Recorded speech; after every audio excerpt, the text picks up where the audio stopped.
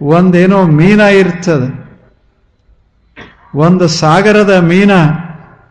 ಆ ಮೀನ ಒಂದು ಸಲ ಈಗ ಈಸಾಡ್ಕೋಂತ ಹೊರಟಿರ್ತದೆ ಸಮುದ್ರದ ದಂಡೆಯೊಳಗ. ಅವಾಗ ಒಬ್ಬ ಕವಿ, ಕಾಳಿದಾಸನಂಥ ಒಬ್ಬ ಕವಿ, ವಾಲ್ಮೀಕಿ ಅಂತ ಒಬ್ಬ ಕವಿ ಸುಮ್ಮನೆ ದಂಡಿಯೊಳಗೆ ಕೂತ್ಕೊಂಡು ಸಮುದ್ರದ ವರ್ಣನಾ ಮಾಡ್ತಾ ಇರ್ತ. ಆ ವರ್ಣನೆ ಅತ್ಯದ್ಭುತವಾದ ವರ್ಣನೆ. ಏನು ವಿಸ್ತಾರ, ಏನು ಜಲಸಾಗರ, ಅದನ್ನೆಲ್ಲ ಸುಂದರವಾಗಿ ವರ್ಣಿಸ್ತಾ ಇರ್ತಾನೆ. ಆ ಮೀನು ಕೇಳ್ತದ. ಅವಾಗ ಮೀನಿಗೆ ಅನಿಸ್ತದೆ, ಇಂಥ ಒಂದು ಸಾಗರವನ್ನ ನೋಡಬೇಕಲ್ಲ.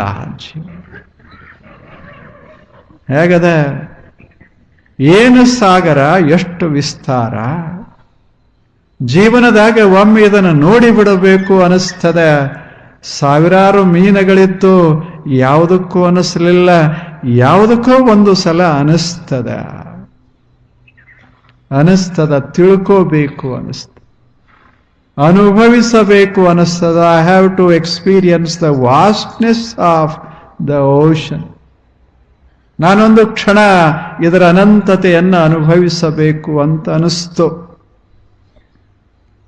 ಆ ಬಳಿಕ ಹುಡುಕಾಡ್ಲಿಕ್ಕೆ ಹೊರಡ್ತು.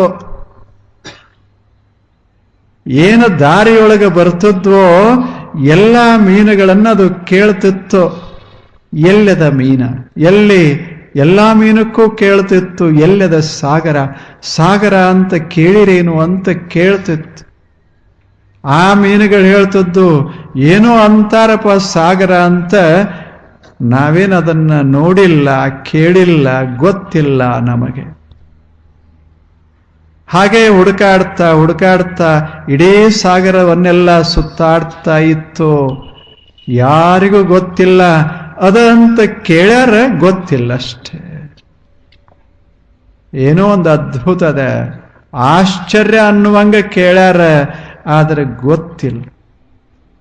ಅದಕ್ಕನಿಸ್ತು, ಇಷ್ಟ್ಯಾರಿಗೂ ಗೊತ್ತಿಲ್ಲ ಆದ ಬಳಿಕ ನಾನು ಗೊತ್ತು ಮಾಡಿಕೊಂಡೇ ತೀರಬೇಕು, ಇದರಾಗ ವೈಶಿಷ್ಟ್ಯ ಅಂತ ಅದಕ್ಕೆ ಅನಿಸ್ತು.